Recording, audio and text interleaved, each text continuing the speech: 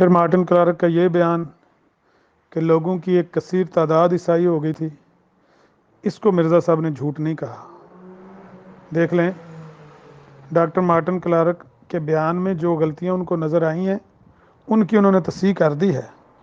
کہ یہ جھوٹ ہے کہ وہ محمد یوسف خان مناظرے کا سیکٹری اور ایلچی تھا، یہ غلط ہے، تصحیح کی ہے۔ یہ بھی غلطی ہے اس کی ڈاکٹر مارٹن کلارک کی، وہ کہتا ہے کہ مرزا صاحب کے بہنوئی کا خالہ زاد میر محمد سے ہی تھا، اس کی بھی تصحیح کر دی ہے۔ لیکن جو پہلی بات ہے کہ ایک کثیر تعداد عیسائیوں کی مسلمانوں کی عیسائی ہو گئی، اس کی تصحیح نہیں کی مرزا صاحب نے۔ اس کا مطلب یہ بات تو درست ہے کہ سینکڑوں لوگ عیسائی ہوئے ہیں، رہ گیا صرف بیچ میں محمد یوسف خان، اس کی ہم آپ کو دلیل دے دیتے ہیں، انشاءاللہ وہ بھی آپ کو یقین آ جائے گا